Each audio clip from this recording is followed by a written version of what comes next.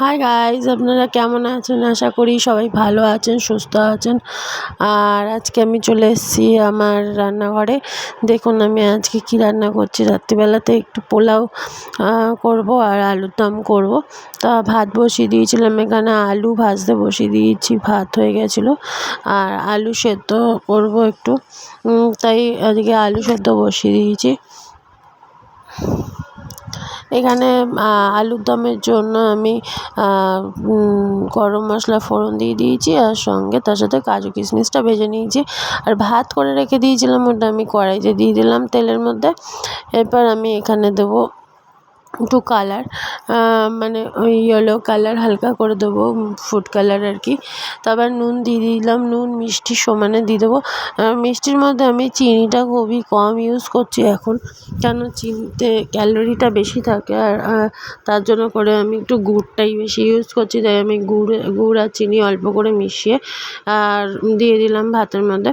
এখন মিক্স করে নেবো, মিক্স করে নিয়ে তারপরে এর ওপরে আমি একটু ঘি দেবো, আরও ঘি দেবো। আর কালারটা দিচ্ছি, দেখুন কালার অল্প করে দিচ্ছি, বেশি কালার দিলে পরে আবার অনেক বেশি কালার হয়ে যাবে, তার জন্য আর খাওয়াও যাবে না, কেমন লাগবে খেতে, তাই দিলাম না। এবার ঘি দিয়ে নিলাম, ঘি দিয়ে দিয়েছি। আর এখানে একটু কেওড়া জল দিয়ে দেবো আর রোজ ওয়াটার দিয়ে দেবো, দুটোই দিয়ে দেবো। দিলে পরে স্মেলটা বেশ সুন্দর আসবে। আর এই দেখুন হয়ে গেছে আমার পোলাও, পুরো বাসন্তী পোলাও হয়ে গেছে। এবার আমি লঙ্কা ভেজে নিয়েছি, আগে আমি ডাল সেদ্ধ করেছিলাম অল্প একটু, আর ভাতও কিছুটা সাদা ভাতও তুলে রেখে দিয়েছি, কেন কি ঘরে ওর বাবা খায় না, পোলাও খেতে চায় না, তার জন্য।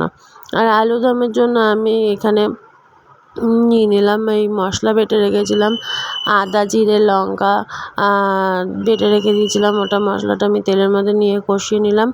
নুন হলুদ সবটাই দিয়ে দিয়েছি।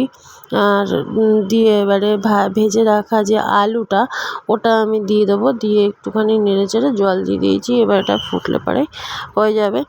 যাই হোক হয়ে যাবে। আলুর দমটা হয়ে গেলে পরে আমি এখানে আলু সেদ্ধ রেখেছিলাম, আলু সেদ্ধটাকে আমি লঙ্কা ভেজেছিলাম, দেখেছো তোমরা সবাই, লঙ্কা ভাজা দিয়ে ভালো করে মেখে নিলাম। মেখে নিয়ে তারপরে মেখে নিয়ে তারপরে আমি দেখুন ছোটো ছোটো করে বেশ করে নিলাম, কী বলে ওটা, একটু গোল গোল করে নিয়ে চ্যাপ্টা করে নিয়ে রেখে দিয়েছিলাম এই কারণে যে আমি ওটা একটু চপের মতন করবো, তাই বেটার আমি তৈরি করে নিয়েছি আগের থেকে। বেটার তৈরি করে নিয়েছিলাম, তৈরি করে দিয়েছিলো, মানে বেসন দিয়ে একটু কর্নফ্লাওয়ার দিয়ে সব কিছু দিয়ে আমি ওটা একটু বেটার তৈরি করে নিয়েছিলাম। তো এখন আমি এটা করে নেবো। আর বেটারটা থাকবে বলে বেটারটার মধ্যে কিছুটা পেঁয়াজ কেটে নিয়েছিলাম, পেঁয়াজ কেটে নিয়ে পেঁয়াজিও বানিয়ে নিয়েছিলাম। ব্যাস হয়ে গেল। এবার দেখুন আলুর দমটা কত সুন্দর দেখতে হয়েছে। আলুর দম আমার কমপ্লিট হয়ে গেল। এবার আমি এখানে তেল দিয়ে দিলাম কড়াইতে, তেল দিয়ে তেলটা বেশ গরম হবে, তারপর আমি বেটারের মধ্যে আলুটা বেশ মানে চুবিয়ে নেব, নিয়ে আমি তারপরে আলু আর কি, মানে ওটা কী বলে, আলুর চপটা বানাবো। ঠিক আছে, আলুর চপটা বানিয়ে নিলাম। দেখো কি এরকমভাবে দিতে হয়। আমি খুব একটা ভালোভাবে চপ বানাতে জানি না, তো আমি ভাবলাম এরকমভাবেই বানাই। আলুগুলো বেশ মোটা মোটা করে আমি করেছি, যার জন্য করে আর দোকানের মতন আলুর চপ হয়নি, আর এমন মোটা মোটা মতন হয়েছে। যা খেতে তাও ভালোই লেগেছিলো, যেহেতু বৃষ্টি হচ্ছিলো বাইরেতেই আমার একটু চপ খেতে ইচ্ছা করছিলো। আমি চপ পাইনি বলে তাই বাড়িতে এরকমভাবেই আলুর চপ আর পেঁয়াজি বানিয়ে নিয়েছিলাম। আর খাওয়ার সময় ছিল না, তাই রাত্রিবেলা একবারে খাবারের সাথেই ওটা অ্যাড করে নিয়েছিলাম যে সন্ধেবেলায় খাবো। সন্ধেবেলাতে আমি ছিলাম না, রাত্রিরে আসার পরেই বৃষ্টিটা হয়েছিল, তাই জন্য আমি এই সময়ই খেয়েছিলাম। তো আপনাদের ভিডিওটা কেমন লাগলো? যদি ভালো লাগে তাহলে লাইক করবেন, সাবস্ক্রাইব করবেন আর শেয়ার করে দেবেন প্লিজ। তো আশা করি ভালোই লাগবে। আপনারাও করে একবার ট্রাই করে দেখবেন বাড়িতে এরকমভাবে, মনে হয় ভালোই করবেন আমার থেকে।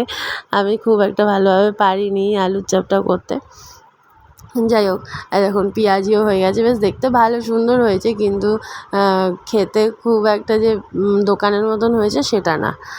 আর আমার খাওয়া দাওয়া সব কমপ্লিট। এই যে টাটা, বাই বাই।